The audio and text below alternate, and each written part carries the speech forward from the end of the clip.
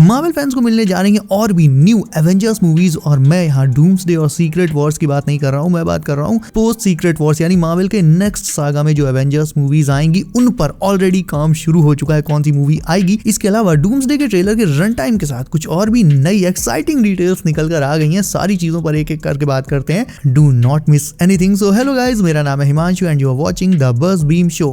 सबसे पहले तो एक गुड न्यूज दे दूं तुम्हें। देखो, कई लोगों के मन में ये क्वेश्चन होगा कि एवेंजर्स डूम्सडे आ रही है, फिर एवेंजर्स सीक्रेट वॉर्स आएगी, सारे पुराने हीरोज एक साथ फिर से दिखाई देंगे, इवन हमारे बचपन के हीरोज यानी एक्स-मैन तक वापस आ रहे हैं, तो इन सब में मजा तो बहुत आएगा, लेकिन क्या सीक्रेट वॉर्स के बाद कोई एवेंजर्स मूवी कभी नहीं आएगी? काम खत्म। क्या सीक्रेट वॉर्स ही लास्ट एवेंजर्स मूवी होगी? बहुत बड़ा और हैवी सवाल है ये। वेल, तो गुड न्यूज ये है गाइस कि secret Wars won't be the last Avengers movie. देखो, सीन ये है कि मार्वल और डिज्नी की वैसे तो बहुत सी मूवीज एंड शोज आते रहते हैं, लेकिन अगर तुम मूवीज की हिस्ट्री उठाकर देखो एंड उसमें भी सुपर हीरो मूवीज इन पर्टिकुलर, तो आज तक जितनी भी एवेंजर्स मूवीज आई हैं A to Z सारी की सारी रिकॉर्ड ब्रेकिंग ब्लॉकबस्टर्स रही हैं। उसका रीजन है हर एक एवेंजर मूवी को सेटअप करने में मार्वल को सालों लग जाते हैं। एक एक हीरो की सोलो मूवीज आती हैं, पहले उन हीरोज के एंटेगनिस्ट को इंट्रोड्यूस किया जाता है, फिर उन छोटे विलन्स के ऊपर एक फाइनल बॉस दिखाया जाता है, और फिर उस फाइनल बॉस को हैंडल करने के लिए एवेंजर्स को एक साथ आना पड़ता है, यानी तब आती है एवेंजर्स मूवी। तो एवेंजर्स मूवीज ये समझो कि हिट होने की गारंटी रखती हैं अपने आप में, इसमें कोई सवाल ही नहीं है। तो सीक्रेट वॉर्स के बाद डेफिनेटली और भी एवेंजर्स प्रोजेक्ट्स आएंगे, बिलीव मी जरूर आएंगे, और ये बात खुद एक ट्रस्टेड स्कूपर ने कही है जिनकी मार्वल से रिलेटेड बातें और प्रेडिक्शंस ज्यादातर सच ही होती हैं। तो सीक्रेट वॉर्स के बाद और भी एवेंजर्स मूवीज आएंगी, डेफिनेटली आएंगी, लेकिन फिर एवेंजर्स टाइटल जो एक ब्रांड है अपने आप में, इसे थोड़ा रीटूल कर दिया जाएगा, यानी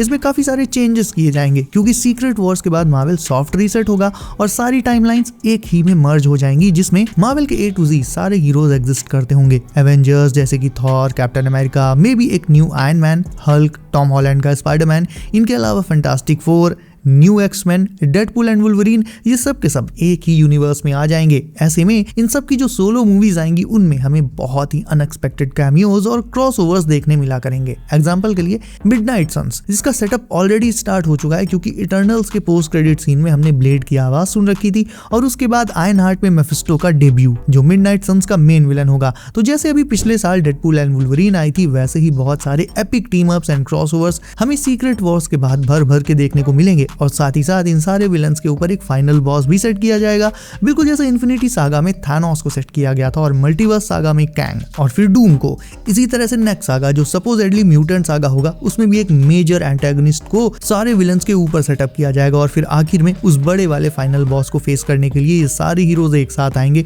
और फिर मिलेगी हमें और भी एवेंजर्स मूवीज में भी एक नए और यूनिक टेक के साथ। नेक्स्ट सागा का अब फाइनल बॉस कौन होगा, विलन्स कौन होंगे, इसे लेकर अभी दो नाम सामने आ रहे हैं। फाइनल बॉस की बात कर रहा हूँ, एक तो है मेफिस्टो जिसका डेब्यू आयरन हार्ट में हो ही चुका है, एंड सेकंड वन इज एनाहिलस। बाकी ये चीज अभी कंफर्म नहीं हुई है कि विलन कौन होगा, तो इसे लेकर अभी हमें थोड़ा वेट तो करना ही पड़ेगा ऑब्वियसली। फिलहाल अभी जब तुम ये वीडियो देख रहे हो, इस टाइम अगली एवेंजर्स स्टोरी लाइन पर ऑलरेडी काम चालू है, और ये भी एक कॉस्मिक स्टोरी लाइन होगी, पूरा सेटअप इसमें स्टार्टिंग से किया जाएगा। तो ओवरऑल सीक्रेट वॉर्स के बाद नेक्स्ट सागा में हमें और भी एवेंजर्स मूवीज मिलेंगी with some old and some new heroes. ना बात करें नेक्स्ट अपडेट की, तो अब तक शायद तुमने ये सुन ही लिया होगा कि एवेंजर्स डूम्सडे का फर्स्ट टीजर जो अवतार फायर एंड ऐश के साथ आने वाला है, उसका रन टाइम कितना होगा। बट इसके अलावा कुछ न्यू डिटेल्स भी आ गई हैं, वो बताता हूं अब तुम्हें। तो सबसे पहली बात तो ये है कि तुम अब बिल्कुल श्योर हो जाओ कि डूम्सडे का ट्रेलर फायर एंड ऐश के साथ आ ही रहा है, ये पक्का है, क्योंकि इसे मल्टीपल ट्रस्टेड सोर्सेज ने कंफर्म किया है। और सबसे बड़ी बात, ये ट्रेलर आने से अवतार का अपना खुद का बहुत फायदा होगा।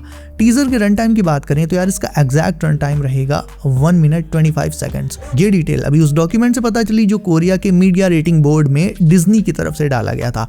तो रन टाइम तो 1 मिनट 25 सेकंड्स का रहेगा, बट न्यू डिटेल ये गाइस कि इसमें लगभग आधे टीजर में पुरानी मूवीज की जो फुटेज है वही होगी, और मे बी आधे रन टाइम में RDJ के डॉक्टर डूम के एक्शन सीन्स होंगे।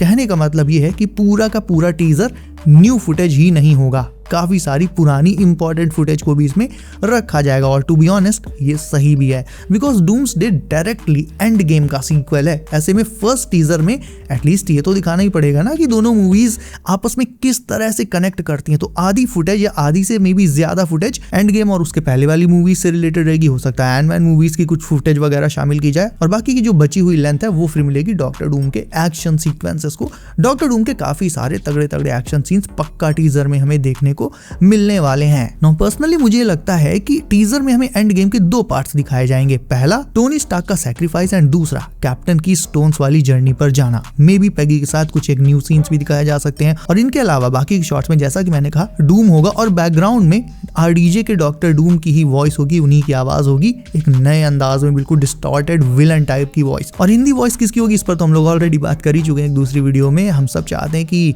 खट्टर जी ही जो टोनी स्टार्क की डबिंग करते थे वही फिर से डूम की भी डबिंग करें, लेकिन एक नए अंदाज के साथ, विलन वाली वॉइस।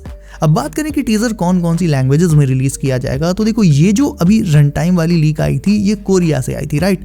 यानी उधर टीजर जो है वो कोरियन वर्जन में होगा। ऐसे ही सारी कंट्रीज में ये वर्जन गए होंगे अलग अलग लैंग्वेजेस में, वहां के लैंग्वेजेस में। और क्योंकि मार्वल को हर एक ऑडियंस के साथ कनेक्ट करना है, ऐसे में केवल इंग्लिश टीजर से बात नहीं बनेगी। सबको भाई अपनी अपनी लैंग्वेज का फील तो चाहिए ही चाहिए।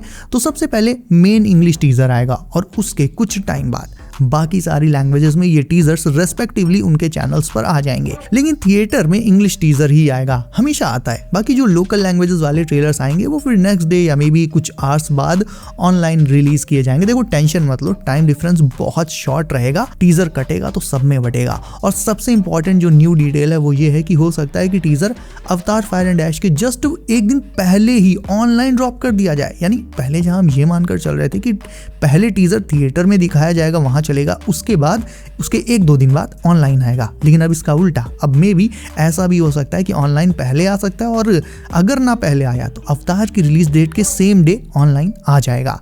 इसके चांसेस अब बहुत ज्यादा है, क्योंकि इस मूवी के लिए मार्वल को पूरी दुनिया को हाइप अप करना है। बात को समझो, केवल उन्हें ही नहीं जो सिर्फ अवतार देखने थिएटर में जा रहे हैं, सभी को भाई टारगेट करना है A to Z, जो अवतार देखने जा रहे हैं और जो देखने नहीं जा रहे हैं। लॉजिकली भी सोचो अगर, तो Deadpool and Wolverine around $533 million में बनी और उसने $1 बिलियन प्लस की कमाई करी।